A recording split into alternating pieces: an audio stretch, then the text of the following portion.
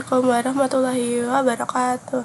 Di sini saya sudah membuat topologi, membuat perencanaan IP, perencanaan kabel, menjelaskan perangkat apa yang digunakan di jaringan yang akan dirancang. Lalu, saya akan menjelaskan ada layanan apa aja di jaringannya. Yang pertama-tama kita topologi dulu. Di sini ada WAN Ether 1. Ini tuh internet. IP-nya 172.16.12.120/24. Di sini ada WLAN, ini kliennya.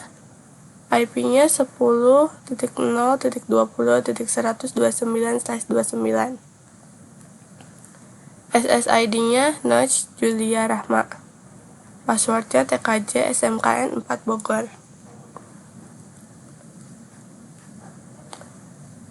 Di sini Ether 2-nya uplink 10.10.20.117/30. Di sini ada router 2. Ether 1-nya uplink karena dia nyambung di router 1. 10.10.20.118/30. Ether 2-nya terang buat terhubung ke switch manageable di port 1 terang. Terus di sini ada VLAN 111 mengakses port 9 dan 10 di switch manageable sini. IP-nya 192.168.21. VLAN 222 mengakses port 19 sampai 20 di switch manageable ini. IP-nya 192.168.20.249.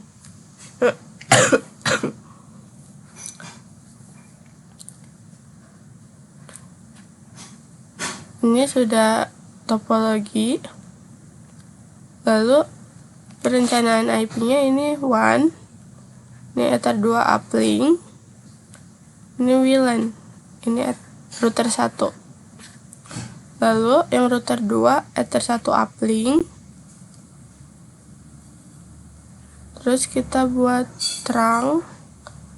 Masukin IP VLAN 111 dan VLAN 222. Dan satu lagi, kita membutuhkan IP 99 manajemen.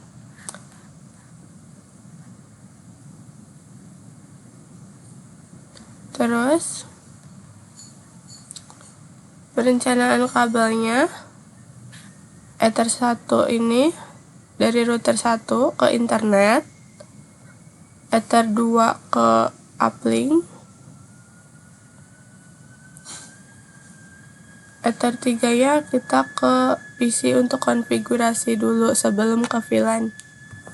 Lalu router 2 nya Ether 1 nya uplink, Ether 2 nya terang buat terhubung ke switch manageable, Ether 4 nya ke PC untuk konfigurasi sebelum ke VLAN.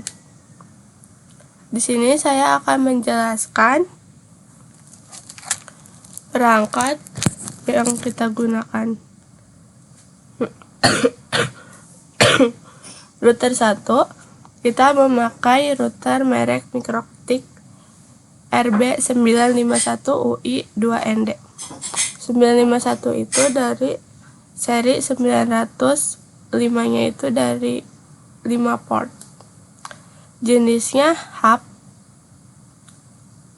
Lalu yang router kedua, kita menggunakan merek Microtik RB941-2ND.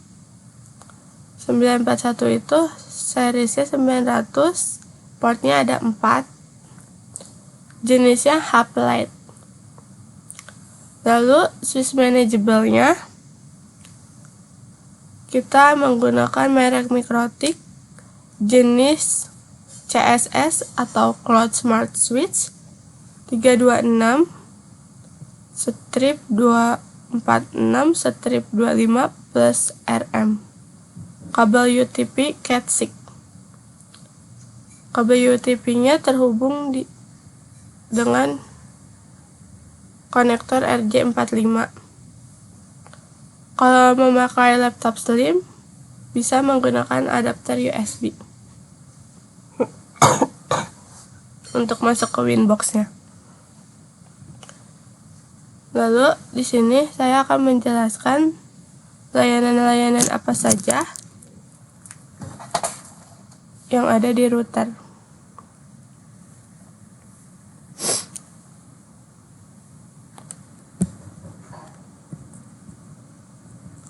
Yang pertama ada router 1. Dia memberi layanan internet gateway, menghubungkan jaringan lokal ke jaringan luar internet. Umumnya menggunakan network address translation NAT untuk mengubah IP lokal yang tidak terdaftar di internet menjadi IP publik tunggal dari ISP, sehingga semua perangkat bisa mengakses internet secara bersamaan satu koneksi. Lalu di router 1 ini kita memberi layanan DHCP server.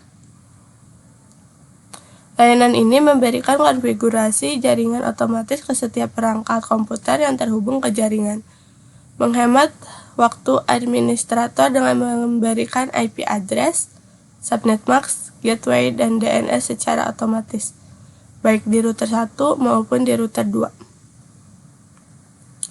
Routing statik, routing ke internet, berarti ada di router 1. Teknik routing di mana administrator jaringan menentukan jalur rute secara manual di tabel routing. Sangat umum digunakan untuk default route, jalur default dari router lokal ke router ISP. Berarti dari router 1 ke router internet.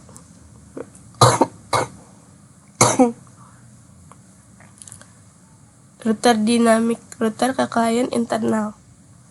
Biasanya ada di router 2. Routing yang dilakukan secara otomatis di mana router mempelajari rute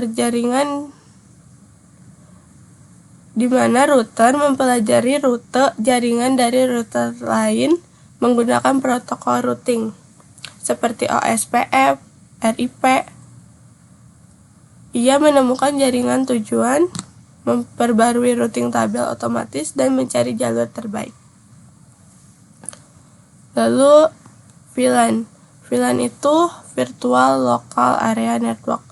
Membagi jaringan fisik menjadi beberapa segmen logis yang terpisah. Meningkatkan keamanan dan manajemen jaringan meskipun perangkat terhubung ke switch yang sama. Perangkat di VLAN 111 tidak bisa berkomunikasi langsung dengan VLAN 222 kecuali diatur oleh router.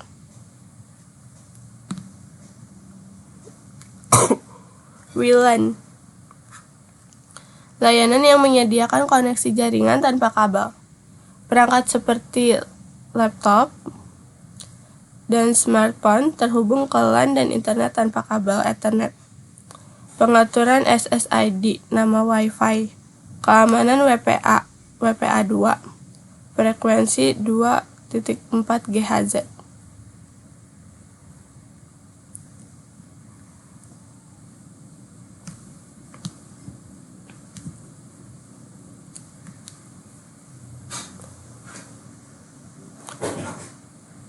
Akses internet WLAN. Kenapa sih WLAN bisa internetan?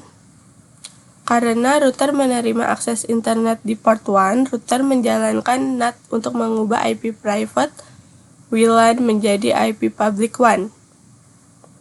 Router mengaktifkan fitur DHCP server pada antarmuka WLAN Wi-Fi. Interface WLAN 1 memancarkan SSID. Ini SSID-nya.